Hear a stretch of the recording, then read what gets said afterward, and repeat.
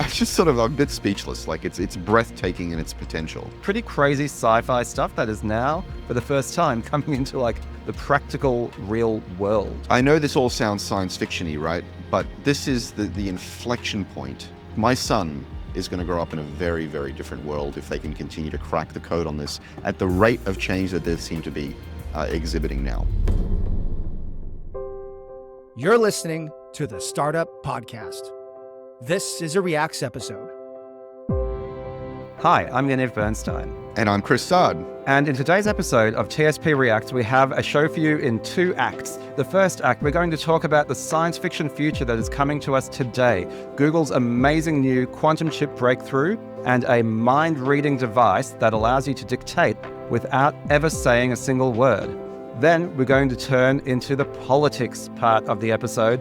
Great place to stop if you don't want to hear about politics. We're going to talk about how China is really positioning itself to own this science fiction future, much more than the United States and the liberal West. And then we're going to talk about the latest out of Trump's America. What does Baron Trump's rumored appointment to the board of TikTok? What does it mean for the future of American democracy? And what are we all going to do about it? Chris, I cannot wait to get into all that and much, much more right after the break. Today's episode of the Startup Podcast is brought to you by Cyber Matters. Cyber Matters helps startups and scale-ups get security compliance right the first time. Building a startup is hard enough, believe me. Founders do not have months to waste on paperwork, or even worse, dealing with the fallout of bad advice. The team at Cyber Matters run managed GRC programs, internal audits, and risk reviews, all designed to fit how tech companies actually work. From SOC 2 to ISO 27001, they cut through the noise, set up platforms like Drata, and keep you audit ready without slowing you down. Cyber Matters, practical security done properly. Visit cybermatters.io to get started. Our first story this week is some big news out of Google in the world of quantum computing. Now, Chris, quantum computing is one of those things that's been chugging along in the background with this enormous potential, a bit like nuclear fusion. It could change the world, and yet there have been no practical applications for it. I wanted to go back a little bit to Google's announcement from December last year of its new Willow quantum chip to put this announcement this week into context. So when Google announced Willow, this was a new quantum computing chip. It was, according to Google, a breakthrough, both in terms of raw speed, the number of qubits, which is quantum bits it could handle, and also its error correction. And there were a couple of things that were noteworthy from that announcement. So first of all, there's the proof of concept that shows the potential of quantum computing. And what this said is, Willow performed a standard benchmark computation in under 5 minutes that would take one of today's fastest supercomputers 10 septillion years. That's 10 raised to the power of 25, a number that vastly exceeds the age of the universe, right? So there is a certain class of problems that has already been proved where quantum computing massively, massively, massively outperforms standard computing. And so I think that's really cool.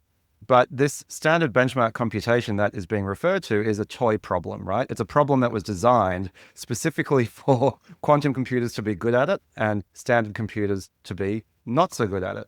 So the announcement from 2024 goes on to say, the next challenge for the field is to demonstrate a first useful beyond classical computation on today's quantum chips that is relevant to a real-world application. Now, what that means is an actually useful algorithm. So can we show that a quantum computer can solve an actually useful algorithm much, much faster than a typical supercomputer can, right? So beyond classical meaning normal computers, right? Can we have a useful problem on which quantum computers massively outperform? And the announcement this week, Chris, is finally, yes, they've done it. They have, according to Google's or Alphabet CEO Sundar Pichai, got the first ever verifiable quantum advantage. I think that's the new way they found of saying useful beyond classical computation. They've rebranded it.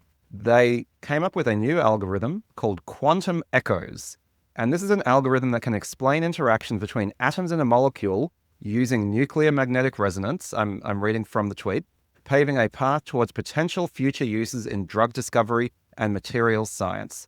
And the noteworthy thing is that Willow ran this algorithm 13,000 times faster than the best classical algorithm on one of the world's fastest supercomputers. So not quite as much of an advantage as longer than the lifespan of the universe, but a 13,000x improvement is certainly nothing to sneeze at, Chris. And I think, like with fusion, the first time there was an announcement that, you know what, there was a reaction where they got more energy out than they put in. This is that moment for quantum computing, and it might just represent the time that it starts to enter the mainstream. What do you think about all this? Yeah, I mean, it sort of actually gives me a little goosebumps, actually. We're a video podcast. Show us the goosebumps. Can't see them now. I got too much, my arms are too hairy. When you think about the converging trends of augmented reality, mixed reality, AI, quantum, and to some degree blockchain, but obviously not to the same degree. And then also innovations in energy production. We are dabbling, we're on the frontier of fusion and modern nuclear. And then every other day I see something in my feed about some breakthrough advancement in healthcare, solving like cancer and diabetes and Alzheimer's, or at least, early signs that those things are happening.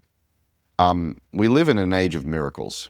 I once heard somebody describe quantum computing in a way that really finally made it clear to me.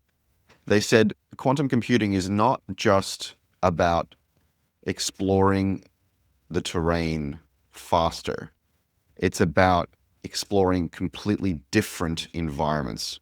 So if you imagine a buggy or a car or a truck can explore the land, quantum computing is like a submarine. It can explore the ocean. It's a completely different area of exploration. Yes, it does there's some overlap between the two, classical and quantum, and some of the same problems that we've tried to do with classical that we now want to do with quantum.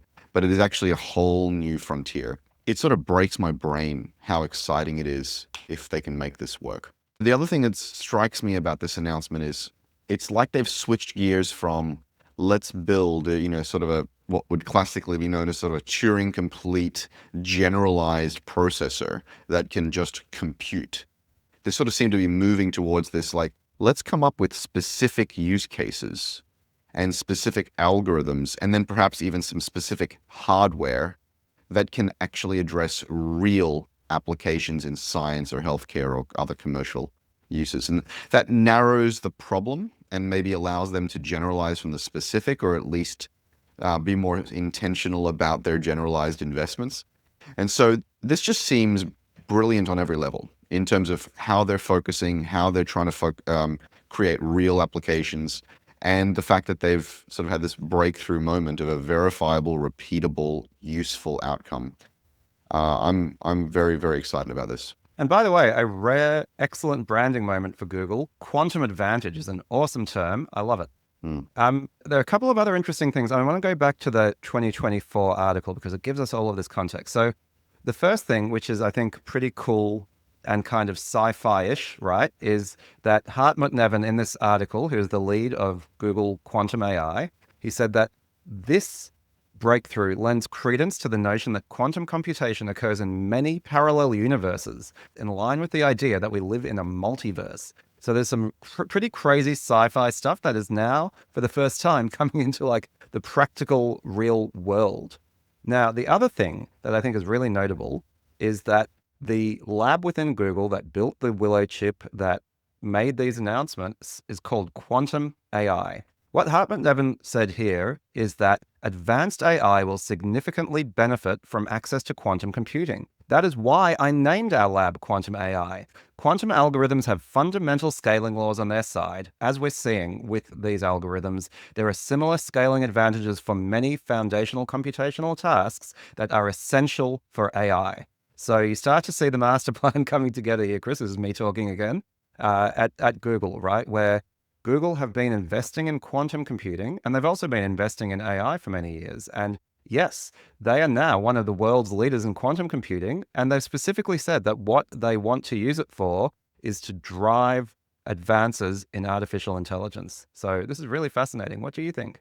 Yeah, I mean, the most important thing we can imagine right now is the application of artificial intelligence.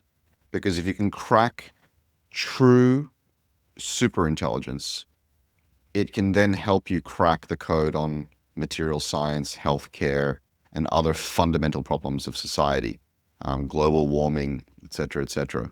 And then it can also help you crack the code on the next generation of quantum computing and AI algorithms, right? So then you hit like a kind of exponential curve, the singularity, right?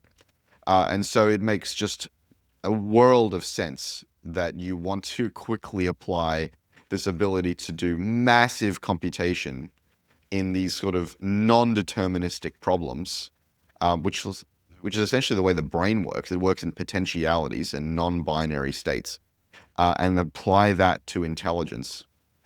I'm just sort of a bit speechless. Like it's breathtaking in its potential.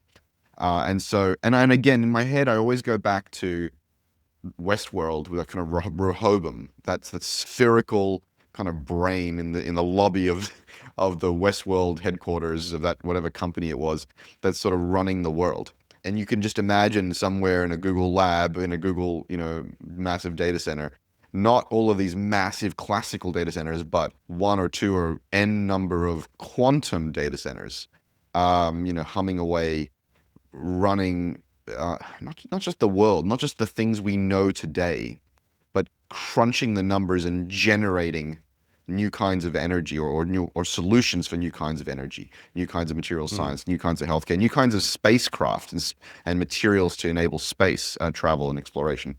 I know this all sounds science fiction-y, right? But this is the inflection point that unlocks all that stuff. It's almost like it's going to happen in days, weeks, or months, but years and decades. My son is going to grow up in a very, very different world if they can continue to crack the code on this at the rate of change that they seem to be exhibiting now. So this really is a science fiction episode because we're going to talk about a few of those other things in upcoming segments. But yeah, it's really fascinating to see how far science fiction is starting to intrude into the world of business. And Chris, I know you think I'm biased, but once again, this suggests to me that Google, in terms of their long-term strategy and their kind of long-term tooling, as probably the leading organization that confuse research with commercialization, is sort of how I would think of them, is actually very, very well positioned for the future.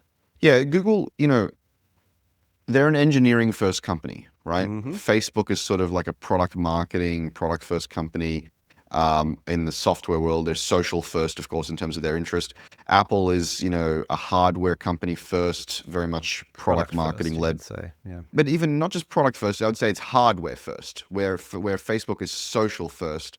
Google is sort of like compute and engineering first. It's like what can we solve with massive compute and algorithms, and then what products come out of that. And then commercialize it. Yeah. Commercialize it. Yeah, they're sort of a massive research lab, and they're willing to just pour just untold millions and billions into long-term research. And they're good at it. They're good at it. They're really good at it. And the only thing that comes close, these days is an OpenAI, although they're like child's play in terms of their scale and the number of programs they're running compared to Google. And I think NVIDIA has a flavor of this, although they're sort of grinding on a few big immediate problems. Google has these long-range things like balloons for internet, and then self-driving cars and quantum computing. They invented the transformer, for Christ's sake, right? The thing that powers all the large language models we know today. So, I like them. I like them a lot, and I think a lot of even just to bring it back to sort of tactical political reality, people go, oh, Google has all your data and Google's doing all this and all that. And Apple keeps, talking about their privacy first approach. I don't give a shit. I don't give a shit. Google can have all my data. They can have all the world's data. They can crunch the hell out of it and invent stuff. As I keep saying on the show, people are happy to trade utility, privacy for utility all day long. I'm happy to trade privacy on aggregate all day long for Google to be able to invent stuff that is intuitive and forward-leaning and drives innovation. They've proven that they're relatively good stewards, and they deliver value and utility to people for their data. Their product execution is always mediocre, but they have the best underlying technology, the best engineering. And compared to other research labs, at least they are able to get their technology into products and into market. And so over the long arc of history, they've got Waymo, they've got AI with Gemini. They've got Willow quantum computing and all sorts of other things that are based on really, really deep patient research. And eventually they figure out how to turn these things into products. So it's pretty cool. I'm long Google, I think, despite all of their foibles, are a very powerful company and continue to be so. Yeah, and let me put that in concrete terms. Google is my second largest holding in my portfolio, only because Nvidia has grown so fast that it's just blown by, and haven't rebalanced. Right, so Google is in my top 2, 3 bets. I think it's a very important company moving forward.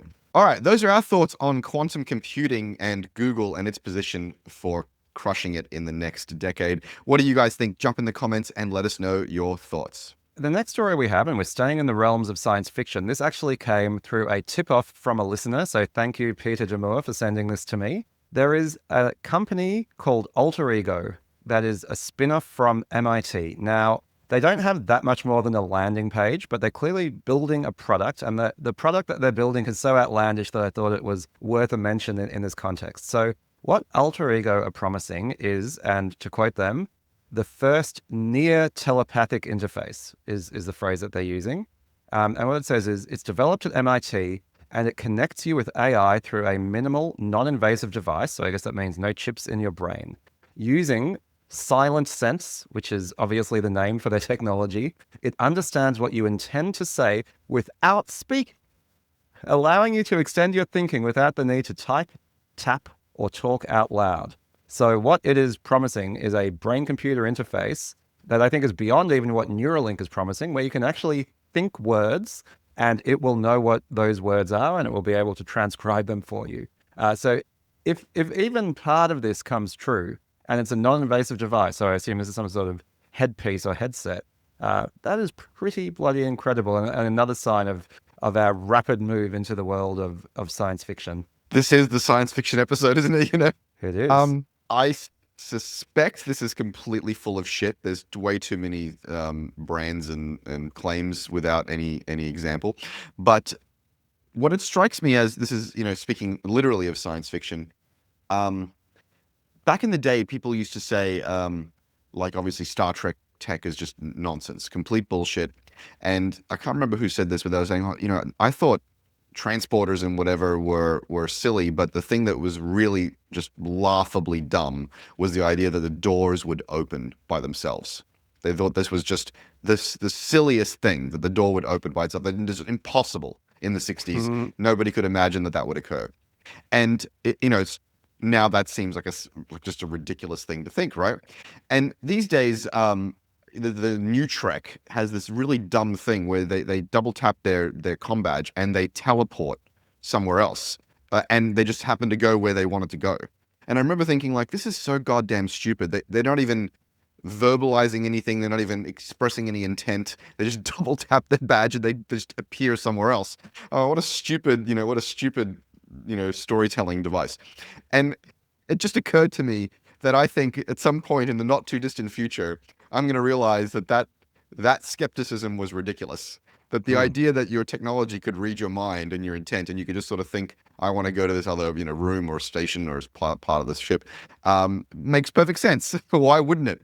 And so now I feel a bit sheepish, having for the last many months, criticizing the crappiness of new Star Trek. Realize, it's probably a brain interface that just understands your unspoken intent. Yeah. Not According too hard to at the all. press release, by the way, Alter Ego passively detects the subtle signals the brain sends to the speech system before words are spoken aloud. Unlike brain reading technologies, Alter Ego never captures thoughts, only what the user consciously intends to say. So it's nearly like it's hijacking just before the signal goes down to your mouth, the things that you want to say, and it records those. So that's kind of cool. It's incredible because, at first when you think about this kind of tech, you might think well, I don't want it reading my mind because I have all sorts of random thoughts that I don't actually want to form into full intent. So you could imagine, well, if it's reading my brain, all sorts of random shit's going to happen on my computer and, with my devices. But this idea of no, you have to intend to speak it is a fantastic filter, actually. It's the right place to put the mind reading, tech. So I like that very much. All right, those are our thoughts on alter ego and brain reading technology. What do you guys think? Is this the future, or are you not going to let computers read your brain? Talk about privacy. You have no privacy left, maybe. Let us know your thoughts down in the comments below. That's our second science fiction story, Chris. And now the interesting piece, and I swear I didn't set this up particularly deliberately, but I think it talks about how our science fiction future is going to come into reality and who's going to be behind it.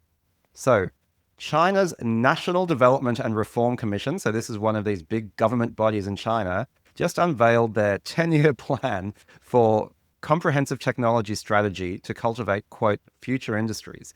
And what are they targeting?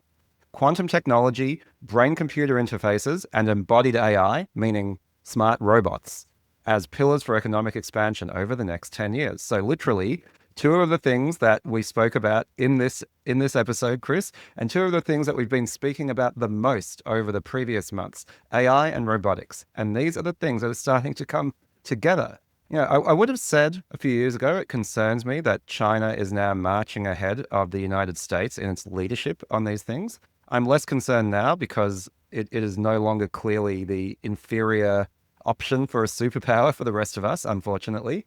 And that's more to do with what has happened in the United States than what has happened in China. Nonetheless, it is true. But China have been showing a much greater level of organization and resolve in building out new technologies. And that is true and visible across the board, from EVs to renewable energy to artificial intelligence to consumer electronics and many other things besides. China is very rapidly closing the gap with the United States in technology innovation, and in many, many areas has now actually jumped ahead and is the world leader in many areas of future technology. And if you look at track records from the last 20 years, who would you bet to really lead in these areas with those statements of intent? I would be thinking more and more of these breakthrough technologies are coming from China. What do you reckon, Chris? Yeah. So, that China has developed incredible products, from the EVs to DJI drones. They have cameras in many of those products mapping the entire world, including the Western world, right? These cars, these vacuum cleaners, these drones are all flooded with cameras. So talk about, My vacuum cleaner intelligence. has LiDAR. Forget cameras. The whole thing. They know everything about everything, right? And so while the US is worried about satellites or whatever, espionage or nonsense, there are Chinese cameras everywhere. They have the algorithms, although TikTok has now been divested or whatever, but they had the algorithms. Whatever. And then they have the supply chain, the rare earth materials and everything. And perhaps most importantly and most controversially, they have a thoughtful, stable government that is in the form of, a dictatorship. But this is a dictatorship with a plan, with a plan and a methodology of running the country like a company in the best way possible, meaning there is a strategy document, there is sort of a hierarchy, there are streams of work, there is a long-range plan, and they don't have to deal with that messy, squabbling democracy thing. That's an interesting opportunity for them. It's an interesting way of going. It's also an interesting challenge to the status quo. Like there's a generation of kids, maybe even approaching 2 generations of people now, who are looking at their democracy and saying, well, this is a fucking mess. And maybe that thing over there is better. And, that's pretty scary if you believe in people's right to choose their own leaders. And so it's not only that they're going to dominate the commercial world and the technology world and the economic world, but the ideological framework of the world. And the US has spent the entire time since World War II trying to defend democracy as a model. And, you can argue that was a cover for whatever the hell it was, right? Oil, securing the oil or whatever. But, from Vietnam through to Afghanistan and beyond, their positioning at least has been, we need to defend democracy and this ideology. We can't allow it to win. We can't allow it to land on the moon. We can't allow it to demonstrate its superiority, because it'll take hold. Again, this may, for in some cases, many cases, just been a cover for whatever the hell else they want to do. But Well, guess what? That ideological battle is being lost. It's Yeah. being lost in a serious way. I live in Dubai right now, right? And it also is not a democracy, but it is one of the most well-run countries that I've ever been in. The streets are clean, the culture is safe. The things being built would blow, not being built, the things that are here and being built will blow your mind. And if you're still sitting there thinking, oh, bloody Middle East, I don't care, blah, blah, blah, you don't get it. If you've never been to China, you don't get it. It can be explained to you the same way Silicon Valley can be explained to you, but you do not get it unless you have been to China and run in the circles of business there, unless you've been to the Middle East, some of the key countries here, and run in the circles here. You can scoff, you can complain, you can talk about ideologies, you can talk about slave labor, you can talk about whatever you want. But unless you come to these countries, you don't get it. And many of the narratives from the West are exaggerated or half the story or outright lies. This is a serious consideration for everybody in the Western world. Yeah, look, shout out to Singapore, which I would say is the OG of mostly benevolent dictatorships that are attempting to run their country in a way that is geared for economic growth above most other things. I think Singapore paved the way for Dubai, definitely, and in a smaller way for Yes. China. China is obviously a much bigger country. Dubai and Singapore have much more in common as city-states than China, has the world's largest or second largest country by population. But the idea of having nearly this sort of technocratic government that, and yeah, look, China has some really shocking things in its human rights record. So does Dubai, so does Singapore, but frankly, so does the United States. And I'm not trying to draw a moral equivalence here, but the point is the Chinese government is not being run like Cambodia under Pol Pot. They are trying overall to create a stable system of growth that accrues power through strength rather than oppressing their own people en masse, I would say. And it proves very successful. Now, this is not the only way to do it because, Chris, you talked about the moon landing, right? And that is what came to my mind when I was talking about China, actually. The moon landing was something that was achieved by the United States, by a democracy, by focusing its attention on science and development. So I don't think there's anything that is unique to particular forms of government that says, okay, only these forms of government can actually execute against a robust, ambitious technology roadmap. It's just that the United States and the West more generally no longer care about this stuff. It's because they're in this kind of somewhat sclerotic, somewhat late stage dysfunctional phase of the democracy. And we need to pull out of that fast, right? There is no reason why democracies cannot achieve this. It's just the case that right now, they do not have the resolve to do so. So you said that the US did this by focusing on science and technology, and I recently watched an interview with Neil deGrasse Tyson, who was visibly angry and sort of very cynical and skeptical about this idea. He said, we're not going to Mars. That's a lie. And there's no commercial imperative to go to Mars, and Elon Musk is not going to do that. That's bullshit. Sure. And he said, we have not done any of these major things, not for science, for technology, for reason, for because of the whim of something. He says we do it because of economic and military superiority. He said the only reason we went to the moon is because the Russians were going, and the only reason we stopped going is because the Russians gave up.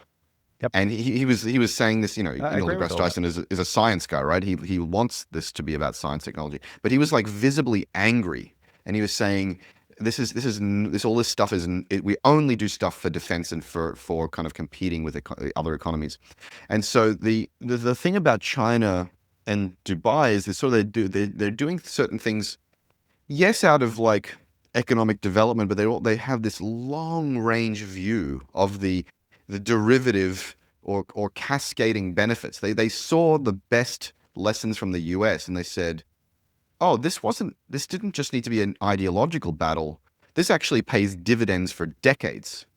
And so they took this kind of short-term tactical thing the US did and does and have turned it into long-term strategic thinking. And it's I don't want the audience to be confused here. I'm not advocating for the China or Dubai model. I'm not saying that No, they're even neither am I. superior or better. Neither of us are, right? We're just saying you have to pay attention to the dynamics that are occurring. And we're actually, I think we're both calling for caution here that democracy is losing its brand appeal. And it's losing its efficacy certainly in the US and in some other places as well. And this is we're actually saying this is a problem. If I sit here kind of scratching my head. I'm always trying to rethink things from first principles. And always trying to think like, is it a problem because I was taught to believe it's a problem? Or is it a problem because it's actually a problem? You know, certainly, what I've been raised to believe is that people should choose their government and they should have a chance to select that government again and again and again every pick your years, 2, 3, 4, 5, 6 years. And you have to believe that the people running these countries are good now, but what about their son or their cousin or whatever? Like, it might not be good forever. And so each of these systems have their limits. But right now we're definitely in a moment where democracy is showing its limits. So I agree with everything you said, Chris. And when I talked about the US investment in science and technology for the space race, I'm not naive. And I would argue Neil deGrasse Tyson might be a bit naive. Yes, the US had a military and sort of cultural imperative to do this thing. And so they invested in a focused program of work that paid off militarily. And then, to your point, ultimately economically. That is why China is doing what they're doing. They are in a great power struggle. They want to be a global superpower, and they are methodically going about what they need to do to get there in much the same way the United States did during the Cold War. Now, the United States doesn't seem to have the ability to respond, right? So we're once again in a bipolar world with two superpowers, but one is rising and the other seems to be falling, or at least unable to respond in any sort of coordinated way. Instead, it's driven by infighting and corruption and a whole lot of other things that really don't bode particularly well for its future. Now, when it comes to democracy, where I've gotten to on democracy was kind of what you touched on at the end, which is the idea of choosing your own leaders is nice, but the truth is you don't exactly get to do that. You have a pretty limited set of candidates to choose from. What democracy actually gives you, and this isn't my original thought, I can't remember where I heard it though, is the ability to fire your leaders. That is really what you get to do. Every 3 years, every 4 years in an election, you can get rid of the leaders you have. And that threat, that lack of job security, is what keeps leadership at least somewhat honest, at least somewhat aligned with the national interest. Once a leader cannot be fired, it is a human tendency to amass power in an absolute way. And so that is really the power of democracy. That's what's dangerous about a country like China, where you can see that the current leader, Xi Jinping, is amassing more power beyond even what Chinese premiers have had in the past. And you have to imagine that sooner or later that will not end well for the Chinese people and the Chinese nation more broadly. I vacillate between being very optimistic and sometimes being nihilistic. And, the most skeptical side of me would even challenge that idea that you can fire your leaders in a democracy, in modern democracy in the US, for example. I think the US government is so thoroughly captured by special interests and fully corrupted by money that you can fire the guy whose name is on the ticket, but the power brokers behind the scenes are not going anywhere. I think it's headed that way, but I think that you're making too much of an absolute case that has been. I think it's been like that for a while. There's been studies that show there's this sort of study that demonstrates what the popular opinion is, what policies that are popular and people want to be enacted versus what is actually enacted. And there is no correlation between the two. There's sort of a correlation only between what the top 1 or 5 or 10% want and what actually happens. And the popular ideas actually never get done. And I'll have to dig up that study, but look, I would say, and this might sound cynical, but I'm actually saying this in an idealistic way. Even if governments only have to respond to what the top 10% want, that is a massive improvement in accountability compared to a government that only has to be accountable to what the top 1% wants, which is the dear leader, right? It is a massive. But this is oligarchy. This is oligarchy by another name. The thing that I struggle with, and we're way off topic now, but sorry, listeners. The thing that I struggle with is that everything you see in the US or rather, all the criticisms you can make of other countries like a China or whatever, or Dubai, there is an analog in the US, right? There are people who are underpaid in these countries. There are people who are underpaid in the US. Yeah. There are people who are disenfranchised in these countries. There are people who are disenfranchised in the US. There are a very few people making decisions in these countries. There are very few people making decisions in the US. It seems it's, again, my most nihilistic or my most cynical is it's the same thing with different names. It's and that it breaks my heart when I say that. I don't say that with glee, or I say that with, like I've given up. I'm just saying we need to be aware of that these things are almost directly analogous. And then you realize, well, hang on, China hasn't started a foreign war in how long? How many wars has the US started and engaged in? And so you start to you question these well, China is going to do XYZ. What has China actually done? Right? Iran is going to do XYZ. What has Iran actually done? Right? So there's these boogeyman arguments. And at the end of the day, my point is that this is a very complicated, messy thing, and you have to look past the rhetoric and the artifice to look at the actual first principles architecture of the thing. And it's not quite as it's been described to us all. And so, yeah, it's worth looking past that surface level vocabulary.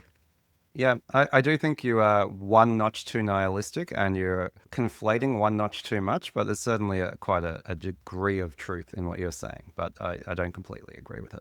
Will China be the dominant global superpower of the 21st century? And if so, do you welcome it or do you fear it? Let us know your thoughts down in the comments. Scaling fast? Congratulations! Do not let compliance trip you up. Cyber Matters makes GRC simple. Policies, audits, and risk management built for real companies, not tick box exercises. Go to cybermatters.io to learn more. That's cybermatters.io. Hey, before we get back into the show, a quick reminder. Please don't forget to subscribe, like, and turn on notifications, and spread the word about the podcast. It helps us grow the show, which in turn helps us help more founders like you. Thanks so much. Okay, with that, back to the show. Continuing the thread of political discourse, but switching gears a little bit, we have the Trump tyranny corner to cover two stories here. The first is Baron Trump. Well, let's take a step back here. The first is about Baron Trump and TikTok. Now, you guys must remember that there was a big kerfuffle about TikTok some number of years ago in Trump #1 about TikTok is run by China and TikTok is a threat to national security. TikTok is not moderating the way Meta is, so that's we don't like that. And so they are, over the Biden administration and then continued in the Trump too, they were forcing a sale of TikTok. Larry Ellison and a cohort of people have purchased TikTok, along with Paramount and soon Warner Brothers. So these guys are amassing a huge media and tech conglomerate. And now we find out that Baron Trump, Trump's youngest son, I think he's something like 19 years old. I believe. Yep. We've seen him grow up in the spotlight. He's in the background of many of these photos and videos. He is now going to be on the governing board of TikTok. Talk about nepotism. Talk about God, no. Talk about oligarchy. Talk about the slow thrashing decline of democracy. Christopher, I have no idea what you're talking about. Clearly, he is the most qualified person for the job, and you're just letting your envy show through. Yeah. I'm telling you, it's at this point, it's tyranny by another name. It's oligarchy by another name. It's fascism by another name, and will continue to play out whether Trump stays in office or not. By the way, I mean, yes, this is the ultimate corruption and nepotism. I think it plays into those broader terms that you're talking about around tyranny and around fascism, but this in particular is good old-fashioned nepotism at a massive scale. Like, do you remember in the first Trump administration when he put Jared Kushner, his son-in-law, in charge of various things? And that was absolutely shocking at the time. And it was shocking. But he was someone who had some modicum of qualifications, let us say. This kid is a kid, right? He's a 19-year-old. And goodness knows what sort of childhood he's had. I wouldn't trade places with him for for all the crypto that he probably already owns. There is no argument of any sort, no credible argument that can be made that this person is in any way qualified for the role that he is. Sure there is, Yaniv. Sure there is. He's 19. He's connected to the youth. Oh, he's Gen Alpha, baby. He's on the board so that he can help them navigate the Gen Alpha constituency, Yaniv. And it's not a big deal, Yaniv. You're just making a mountain out of a molehill, and you're just gonna, just a poor lib crying lib tears, Yaniv. That's what's your big It's not a big deal. Come on. Crying my lib tears is how I keep my electrolytes in balance, Chris. But, there's obviously nothing to see here. Move right along. Scott Galloway on the Pivot podcast, who I'm quite a fan of. He talks about that nearly everything that this administration does at the moment is to try to distract their own base from the fact that they've not released the Epstein files. So, this is one of the interesting situations, which is that the so-called left doesn't really care that much about the Epstein files, but Trump's own MAGA base care about it a lot. And it was a sort of a core pillar of their belief system that the Epstein files were going to show that Democrats are a bunch of pedophiles. And now that they exist and Donald Trump won't release them because clearly he's named in them quite a lot, they need to distract and distract and distract and distract. And in fact, doing other bad things that piss off the libs but don't really affect the MAGA people is probably the most effective way to wage this battle of distraction. I don't think it is the underlying reason behind everything they do, but I do agree with Scott Galloway that it does have quite a lot of explanatory power. That the more we get outraged about other stuff, the more we're able to put Epstein in the rearview mirror, which is exactly where they want him now. I think the most mind-blowing revelation of the Trump era is the degree to which people can engage in breathtaking self-delusion and profound suspension of disbelief. The level of gaslighting and the level of cognitive dissidence these people are willing to accept blows my mind. To quote Scott Galloway, they are deploying the weapons of mass distraction. They generate a new outrage every day, and it makes it hard to focus. What do we choose to focus on? Yeah, you run an ad every single day from here to the next presidential election. Trump was Epstein's best friend. Photo, photo, photo, photo. Trump was Epstein's best friend. Photo, photo, photo, photo. Do you really believe Trump didn't know, wasn't involved? Photo, photo, photo, photo. End of story. Just over and over and over and over and over and over again. Anyway, let's move on. No, we're done. Okay. That's the end of the episode. That's the pod. Yay. What a fun note to end on. I'm so frustrated and so passionate about it, I forgot the schedule. All right, well, that's the show, guys. Let us know what you think. It's the Science Fiction and Politics Hour with Chris and Yaniv. Jump in the comments. Let us know your thoughts about Barron, about the Epstein files, about the Democrats, and about anything else we've talked about today. We'd love to hear your thoughts, and we'll jump down and join the conversation. Yaniv, how can people find you on the internet? I'm on LinkedIn trying to make it a less boring place. So I love getting connection requests from TSP listeners. Just let me know you come from the pod and I'll happily accept your request. How about you, Chris? Yeah, join me on LinkedIn and all social media at Chris Saad and on my site, chrissaad.com. All right, guys, we'll catch you in the next one. All right, see you, mate. This episode of the Startup Podcast was brought to you by Cyber Matters. Startup security doesn't need to be painful. Cyber Matters runs complex compliance programs that keep you audit ready and focused on growth. Check out cybermatters.io to learn more. That's cybermatters.io.